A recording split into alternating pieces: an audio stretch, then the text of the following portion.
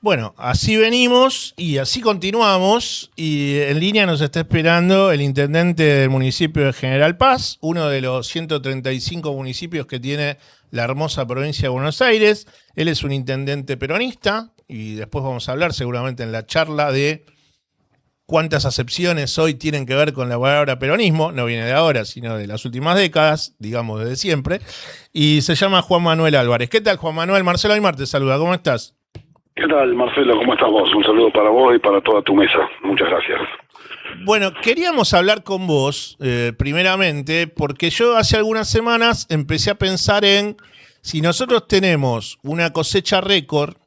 y siempre las cosechas récord en el sector agropecuario terminaron generando que se mueva mucho más la economía en municipios que están alejados de lo que nosotros llamamos el primer y el segundo cordón del conurbano, que tiene una realidad totalmente distinta. Me gustaría saber qué pasa en la diaria de una intendencia como la de General Paz, como puede haber otras intendencias, que son municipios que están alejados a más de 100 kilómetros del conurbano bonaerense, y que sabiendo la realidad del conurbano bonaerense, con la precariedad del modelo que intenta destruir día tras día Milei, con la industria, con los puestos de trabajo que se pierden, con la precarización laboral, ¿qué está sucediendo en estos municipios con el consumo, con este boom de la cosecha del sector agropecuario? ¿Hasta dónde se mueve la economía? ¿Qué pasa con los comercios? Bueno, hablar un poco de cuál es la diaria que vivís tanto vos como las personas que viven en el municipio de General Paz. Sí, a ver, debe ser muy parecido. Ustedes son o están en Dolores, con lo cual la idiosincrasia y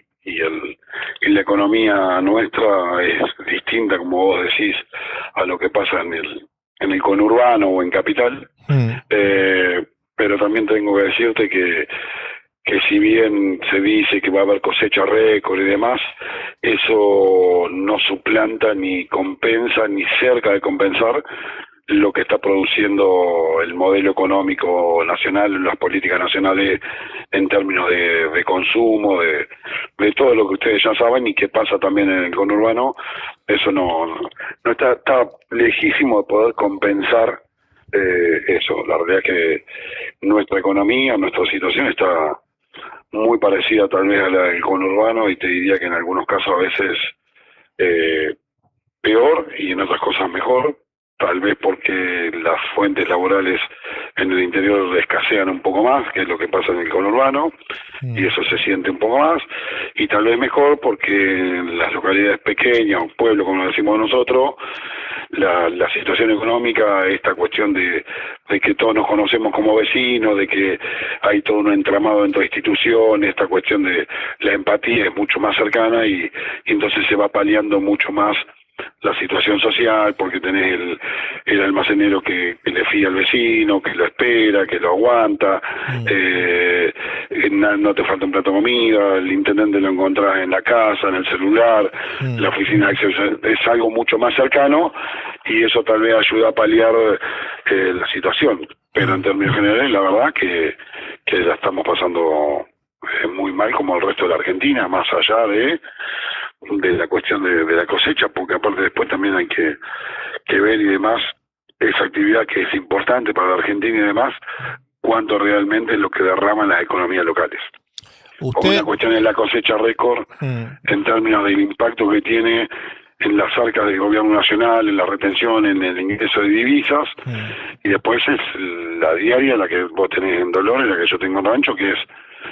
lo que se mueve el comercio y la economía local, ¿no? Claro, pero viste que desde las grandes ciudades y los sectores de poder agropecuarios y todos sus tentáculos mediáticos, lo que siempre han tratado de trabajar es esta frase de que ante una buena cosecha, las poblaciones del interior de la Pampa húmeda reciben ese derrame de se mueve más la agroindustria, se mueven más los comercios, porque hay una bonanza del campo y la ganadería argentina. Desde la Ciudad Autónoma de Buenos Aires, siendo un porteño el que te esté entrevistando y teniendo muy poca cercanía con el campo, De ahí surge la idea de hablar con vos y ahí es donde te pregunto, ¿cuán cierta es esta frase de que si hay una bonanza y una cosecha récord, eso derrama en la cotidianidad de consumo de los municipios que rodean a la Pampa Húmeda o están en la Pampa Húmeda?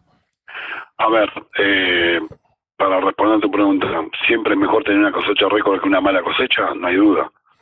Pero el derrame, digamos, no es para cambiar la sinergia de lo que es estar dentro de una economía nacional, digo, porque nosotros hoy somos 14.000 habitantes, obviamente, y te vuelvo a decir, puede mover algunos rubros puntualmente, porque tiene que ver otra vez con el combustible, con la romería, con ese rubro, pero no es a toda la economía que circunda eso. Mientras tanto, el aumento de la factura de luz, del gas, la pérdida de empleo, la paralización de la obra pública, digo, ¿cuánto empleo? Digo, la paralización de la obra pública a nosotros nos costó 200 puestos de trabajo. Directos. Digo, eso no lo reemplazar con una cosecha récord. Claro. Por decir el número, ¿eh? 200 puestos de laburo directo de la paralización de la obra pública, producto de vivienda, de ruta, de, bueno, lo que sea, fueron 200 directos que teníamos. Y el comercio, una cosecha récord no te reemplaza los 200 puestos de trabajo directo. Sobre todo en el plazo, porque se puede tener actividad, digamos, lo que es el transporte, la gente que hace flete y demás, pero no te reemplazan 200 puestos directos de laburo. Ni hablar, digo, lo que genera, digo, el comercio está muy muy bajo, muy deprimido, no hay actividad. A las 7 de la tarde, 7:30, sobre todo en invierno, ¿viste? No hay actividad, lo hablas con los comerciantes, todo el mundo le cayó 30, 40% la actividad, del rubro que sea, y desde el heladero, que obviamente está acostumbrado a que caiga en el invierno, pero está por debajo de lo que tiene que caer habitualmente, hasta, no sé, el frigorífico, que si bien tenemos un precio récord de lo que es el animal en pie, pero no tenemos consumo de carne, entonces el frigorífico tampoco es que está con gente suspendida. Tenemos, por ejemplo, en el caso de nuestro distrito, tengo cerca de 80 puestos directos relacionados con lo que es los galpones de pollo y esta crisis que está, en la cual está sumergido Cresta Roja y Guade, de los galpones de pollo, que afecta. Tengo 80 puestos de laburo directo, de empleados directos. En el caso mío, de General Paz, el otro día estaba hablando con San Miguel del Monte, tiene 600 puestos directos de laburo en lo que son los galpones, ¿viste? De criadero de pollo, que le llamamos nosotros, que viene en un conflicto hace rato. Monte tiene 600 puestos de laburo, digo, directo, de los cuales muchos de esas familias alquilan, consumen, digo, tienen almacén, bueno, cuestiones de la vida diaria. Y digo, ¿cómo reemplazar en una ciudad, un pueblo como San Miguel del Monte deben ser unos 20, 22 mil puestos de laburo, 600 puestos de laburo directo? Sí, bueno, en dos rubros, por ejemplo, yo te mencioné casi 250 puestos de laburo en rancho. En dos rubros, digo, puntuales, ¿no? Claro. Bueno, le decimos a la audiencia que Ranchos es la ciudad cabecera del municipio de General Paz y hace mucho tiempo que estás al frente de la municipalidad y esto viene es tu segundo mandato al frente de la Intendencia de General Paz y siempre fue bajo un mismo partido que es el paraguas del partido llamado, digamos, movimiento, más que partido, el peronismo. Que hoy en día, y yo hace un ratito venía hablando de lo que va a pasar hoy con este apoyo nuevamente a Cristina Libre en Parque Lezama, y yo di mi impresión de que me parece que hay sectores del cristinismo, que no es lo mismo que el kirchnerismo, desde mi punto de vista. El cristinismo es una cosa, el kirchnerismo es otra, y la Cámpora atravesó esos dos movimientos, pero terminó por una cuestión de contexto político, estando hoy más cerca de lo que sería la figura de Cristina Fernández que la de Axel Kicillof, el que me parece a mí es el líder que desde ese lugar de la política termina siendo el primer contrincante que más puede llegar a aglutinar ante las ideas políticas que propone el presidente Javier Milei. Lo que quería preguntarte es si vos considerás que Axel va a tener que seguir dando presente cada vez que se levante la bandera de Cristina Libre para que le den permiso para poder liderar el peronismo, o crees que el camino de Axel tiene que ser distinto? Mira, a ver, dos cuestiones en principio. Voy por mi tercer mandato, Eh, la segunda cuestión, me parece que Axel, digo, lo conozco, he charlado varias veces, no soy quien yo para decirle qué tiene que hacer, pero me parece que él hace y dice lo que cree, lo que piensa, en eso es muy transparente, y lo dice en el momento y lo hace,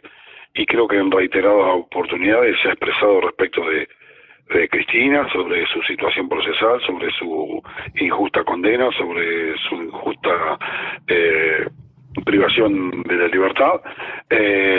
Ahora después,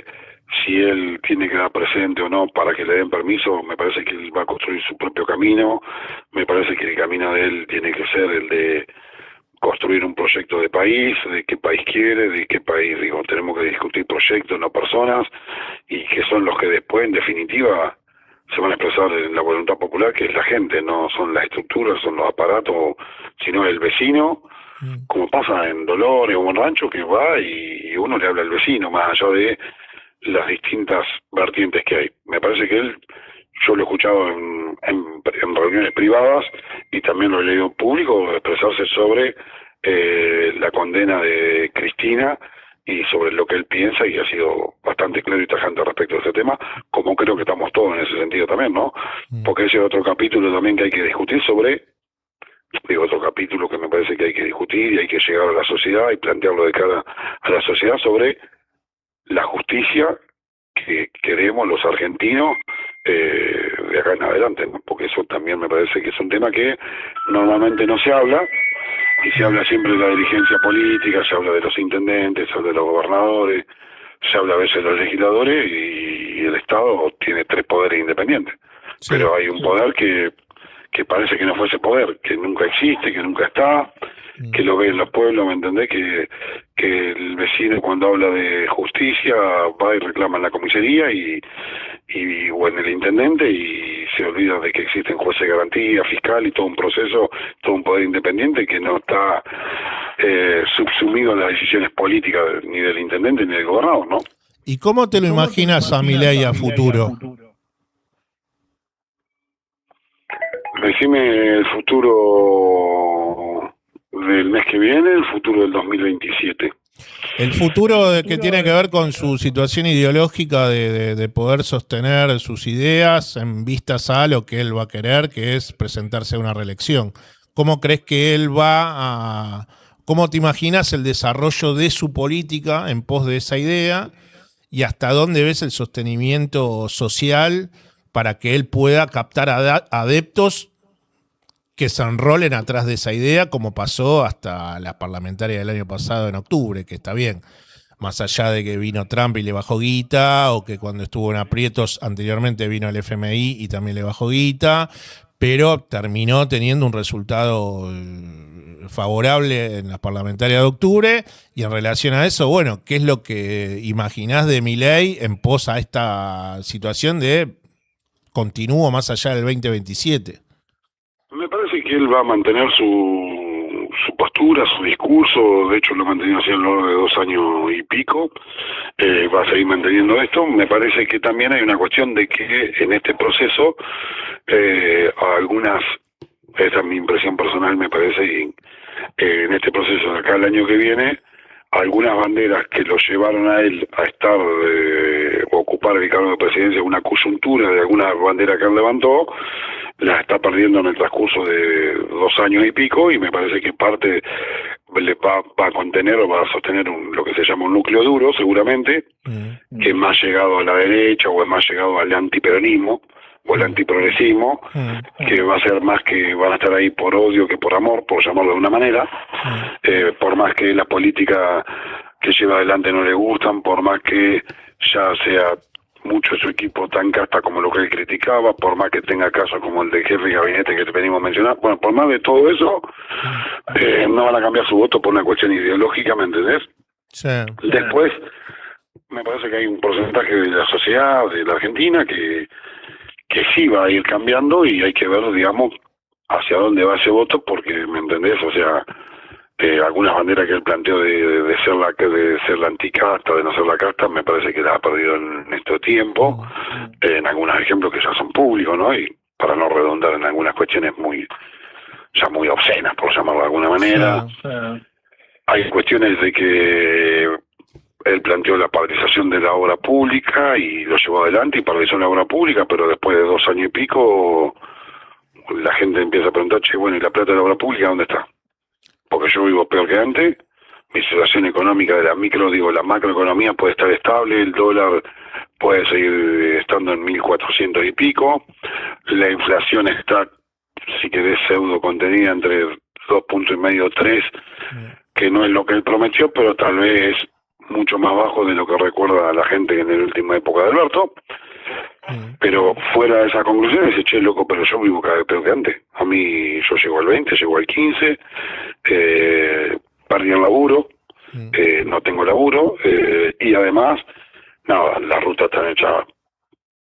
pedazo, no puedo acceder a una vivienda, y un montón de cuestiones que tienen que ver a veces con la obra pública, ¿no? Juan Manuel, yo quería hablar unos minutos, era la primera vez que hablábamos y bueno, quería conocer tu impresión, primeramente de lo que te consulté, de la cotidianidad del municipio y del pueblo, y después, bueno, tu mirada política hacia este momento del peronismo. ¿Te gustaría decir algo más puntual en cuanto a Milei? ¿Qué te genera bronca? ¿Qué no? O alguna cosa que quisieras destacar como dirigente de este momento que le puede servir a los argentinos. Me parece muy valiosa tu palabra, por eso estaba tratando de buscar algo de, no lo estructural, sino más que nada hablar con un dirigente del interior de la provincia de Buenos Aires y ver qué le pasa saliendo de la cápsula de la capital. Mira, tal vez de lo que pienso del presidente de la Nación, digamos, vos recién estaba escuchando al aire que vos habías hecho tu propio proceso de análisis, de psicoanálisis, de visión introspectiva, creo que mencionaste a la pasada, no llegar a tus conclusiones, y uno también a lo largo de estos 2 años, y uno tiene una mezcla de sentimientos desde bronca, tristeza, resignación, enojo, porque tal vez uno también tiene que llegar a ver por qué la mayoría del pueblo argentino decidió votarlo a Milei hace 2 años, ¿no? Y también hay una cuestión que después de 2 años y piquito y medio de gestión, que el presidente llevó adelante lo que dijo, sigue teniendo un porcentaje de adhesión bastante más alto del que yo considero que debería tener. Y mucha gente que, ¿me entendés? Ya hoy no cree o nada, que dice, yo no pensé que esto iba a ser así, yo voté otra cosa. Y no sé si la sociedad argentina, en general, aprendió la lección de esto, ¿no? Yo hace un tiempo reciente escuchaba a vos y hablaba algunas cuestiones y recordaba no hace mucho que tal vez allá en los últimos años antes de Macri, del gobierno de Macri y de Alberto, la discusión sindical era en la última época de Alberto, era por las ganancias, por el impuesto a las ganancias, que era toda una cuestión de Estado, del sindicalismo, que llevó a paro sobre el impuesto a la ganancia, y hoy en realidad nadie discute ganancias porque no hay que discutir si lo que estamos discutiendo es si la gente tiene o no tiene laburo. Claro. Pero en la última puedo recordar que se hizo la ley para eliminar el impuesto a la ganancia de los trabajadores en blanco, que además era una discusión que afectaba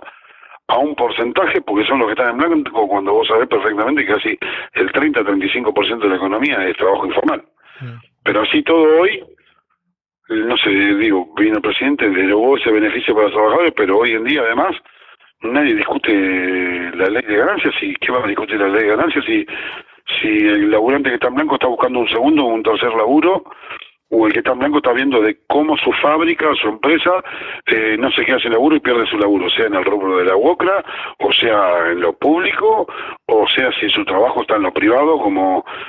FATE, por decirte, o como te estoy hablando que tengo acá en Rancho, la empresa de los gallineros, y te puedo decir seguramente un montón de ejemplos. Entonces esa gente, nos olvidamos de discutir el impuesto a las ganancias, ¿no? Y hoy discutimos, por favor, no quedarnos sin laburo y cómo se bajaron las expectativas en un contexto que además en su momento ese laburante era: a mí me sacan las ganancias, las retenciones para mantener los vagos, que eran los planes o la asignación universal por hijo. Y en realidad, si vos vas y mirás los números hoy, digo, en donde están, en el Ministerio de Economía, o te tomás el trabajito de ver, por ejemplo, o la ejecución presupuestaria y te pones a mirar cuánto era la asignación universal a fines del 2023 y cuánto es hoy lo que se paga por la asignación universal, te puedo decir que ese debe ser el único rubro que está 3 veces por encima de lo que fue la inflación, hoy por hoy. Haciendo libreta de almacenero. Lo que pasa que en el medio de eso la sociedad hoy no se entera que sigue igual que antes, con los mismos planes, aumentando, digo, la asignación universal, triplicándola de los valores de inflación, y no es tema de discusión. Pero bueno, son temas tal vez para una charla más larga. Juan Manuel, te mando un abrazo y buen fin de semana. Un abrazo, Marcelo, un saludo a toda la audiencia. Gracias, hasta luego. Quien está hablando con nosotros era Juan Manuel Álvarez, intendente del municipio de General Paz. Es un municipio que queda en la provincia de Buenos Aires y es un intendente peronista, Juan Manuel Álvarez.